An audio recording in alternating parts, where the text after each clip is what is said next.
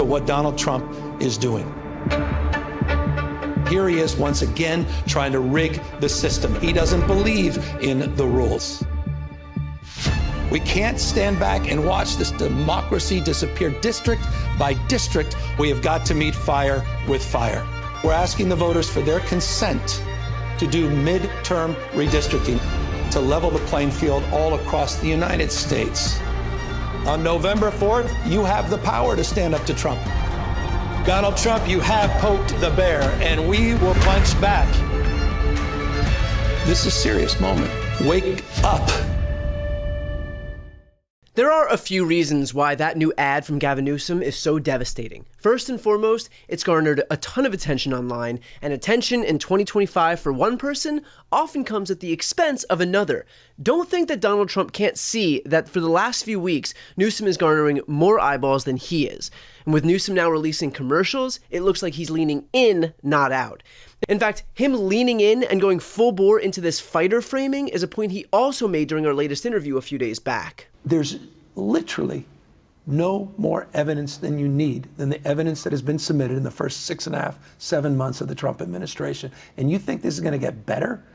You think if we just say, well, Mr. Trump, it's fine. We know it's a race to the bottom. You may call upon those other states. Can you just do 5 and California will stand down? Yeah. God damn it, enough. Yeah. Democrats, stop being weak. Step up.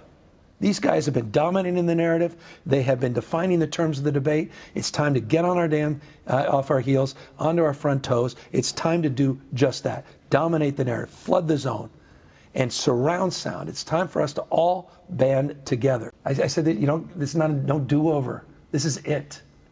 Wake up to what's going on in this country. And I'll iterate, I'll try anything. That's what that represents. I'm just trying to break through, man. I'm just trying to be accountable, to be able to look at my kids, that, I woulda, coulda, shoulda, know that I did everything I could. And you know what? See what fate brings.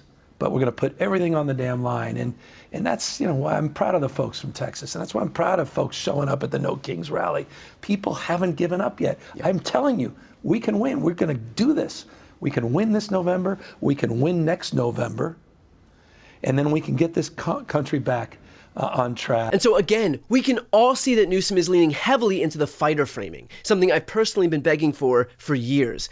The fact that he's getting attention now is not just offering him positive reinforcement, it's sending a message to the rest of the Democratic Party that this is what the country is looking for. I can't tell you how many videos I've watched online from people saying something along the lines of, I don't know that Newsom aligns perfectly with my politics, but the guy is the only one out there fighting, so I'm on board. This is a message not just of support for Newsom, but to the other Democrats out there that we are sick and tired of being the party of strongly worded letters. We are sick and tired of putting up with half-assed fights that ultimately end in capitulation because of norms or the parliamentarian or the filibuster.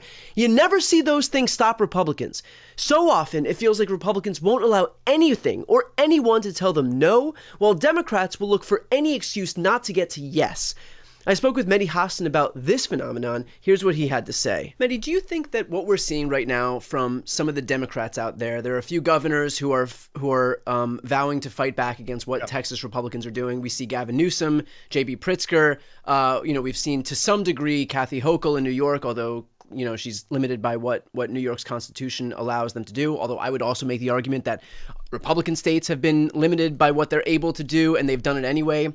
We saw unconstitutional maps enacted in Louisiana and Alabama, and still they did that at such a late time that even though the courts noted that they were unconstitutional gerrymanders, it was too close to the election for them to change it. They relied on the Purcell doctrine. So I think if there was really a desire to get this stuff done, we don't have to look far to see what it looks like when those Republican governors get it done. But that notwithstanding, do you think that that we're seeing something of a sea change among Democrats who have for so long been the party of strongly worded letters? I hope so. I'm going to reserve judgment until I see some actions back up those words. Illinois Governor Pritzker, New York Governor Hochul, and California Governor Newsom have all said the right things. Now they just got to do it. Right.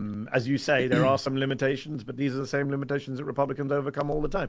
You and I, at the Zateo event in LA, talked at great length in front of the audience about the Senate parliamentarian and how Senate Democrats deferred to the parliamentarian and said, well, she said we can't do a minimum wage increase. She said we can't put this in our bill. Republicans came along and they refused to even meet with the parliamentarian when they did their big ugly ass bill. So that is the difference in the two parties. I hope, and I've said this before to you and to others, I hope Democrats learn the right lessons from this period of opposition. That when their opponents get into power, they're not limited by conventions or norms or all the other things that now seem so quaint and antiquated. And you can't play this whole moral high ground game. Like, well, they're going to do this stuff, but we're going to stay pure. Doesn't work like that. You do that and you lose. And it's worse than just losing. You do that and you abandon your constituents who need you. Mehdi, we've spoken about this idea that what the future of the Democratic Party is going to look like is not necessarily whether progressivism wins out or a more moderate posture wins out, but rather this idea of Democrats who are actually going to stand up and fight. Do you agree with that? Do you think that the future of the Democratic Party is not so much like the monolithic nature of your political ideology, but rather just your willingness to go balls to the wall? Yeah, I've been saying that for a while. I said that when Democrats were in office as well. I think, the left-right dimension is still important in policy terms, for sure. But in terms of saving American democracy, standing up to the Republican Party, it's less relevant. It's about who actually has the balls, the backbone, the ability, the desire, the communication skills to actually take the fight to the other side and fight on their terrain, not your own terrain. So I hope this is a message, loud and clear, to every Democrat out there. We are tired of being rolled. We are tired of strongly worded letters. We are tired of losing. Stand for something and fight for it. We can tell when you're bullshitting. We can tell when you're saying nice things for the cameras. Newsom gets credit here because he said that we have to fight fire with fire in Texas, and then he did it. Redistricting is going to be on the ballot in just 10 weeks. Was it an enormous lift? Yeah.